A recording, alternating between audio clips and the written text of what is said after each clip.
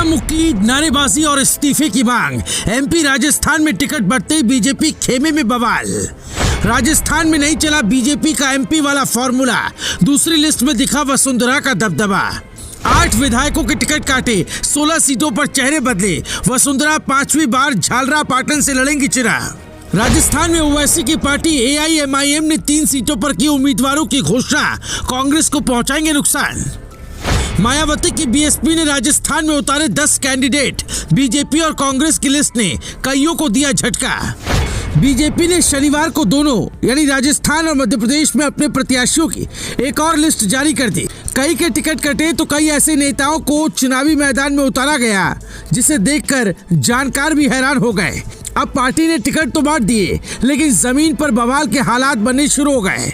दोनों यानी राजस्थान और मध्य प्रदेश से बीजेपी के लिए अच्छी खबर नहीं आ रही है।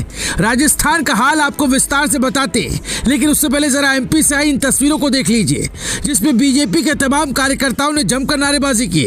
धक्का मुक्की तक की नौबत आ गई। सोशल मीडिया पर उस बवाल का एक वीडियो तेजी से वायरल हो रहा है, जिसमें पार्टी कार्यकर्ता द्वारा लगातार प्रदेश बीजेपी के अध्यक्ष VD शर्मा का इस्तीफा मांगा जा रहा है। वैसे हालात तो राजस्थान में भी ज्यादा अच्छे नहीं चल रहे हैं। टिकट बांटने के बाद वहां भी बीजेपी खेमे को बवाल का सामना करना पड़ा। चित्तौड़गढ़ से बीजेपी ने इस बार चंद्रभान आक्या का टिकट काट दिया। उनकी जगह नरपत सिंह राजवी को मौका दिया गया है। इस फेरबदल से आक्या के समर्थक खासा नाराज हो गए और उनकी तरफ से प्रदेश अध्यक्ष CP जोशी के ही पोस्टर जला दिए गए। अभी के लिए माना जा रहा है कि आक्या अब निर्दलीय ही चुनाव लड़ने जा रहे हैं। बीजेपी की पहली सूची के बाद राजस्थान में हुए विरोध को देखते हुए पार्टी बैकफुट पर नजर आ रही है। दूसरी सूची में सांसदों के नाम गायब हैं, तो दूसरी सूची में वसुंधरा और उनके समर्थकों को भरपूर जगह मिली है। बीजेपी ने 10 महिलाओं को भी मौका दिया है। साथ ही बीजेपी का दामन थामने वाली ज्योति मिर्धा को भी पार्टी ने चुनावी मैदान में उतारा है। बीजेपी का राजस्थान में मध्य प्रदेश फॉर्मूला नहीं चल पाया।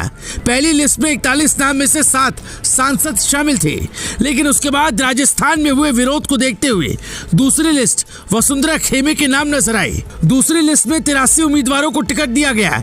इसमें वसुंधरा समर्थक 27 नेता शामिल है। इसमें कई बड़े नेताओं का नाम भी शामिल है।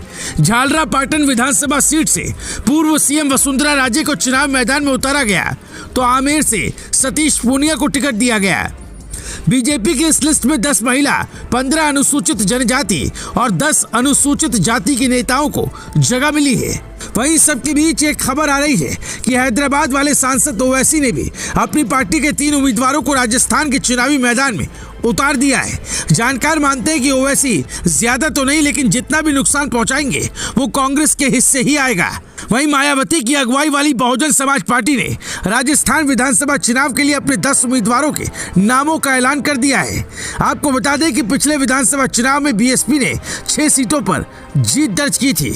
अब सबसे बड़ा सवाल ये है कि आखिर राजस्थान में किसकी सरकार बनेगी। आखिर राजस्थान की जनता किसे सिंहासन पर बैठाएगी, और क्या बीएसपी, AIMIM और छोटे मोटे राजनीतिक दल और निर्दलीय क्या समीकरण को बिगाड़ पाएंगे, या फिर जो पुरानी परिपाटी है, जो पुरानी संस्कृति है 5 साल में सत्ता बदलाव की, वही देखने को मिलेगा। इन तमाम सवालों पर, इन तमाम कयासों पर आपकी राय क्या है, आप हमें कमेंट में जरूर बताएं। राजस्थान चुनाव से जुड़ी हर खबर हर पल आप देखेंगे न्यूज़ लाइव टीवी पर।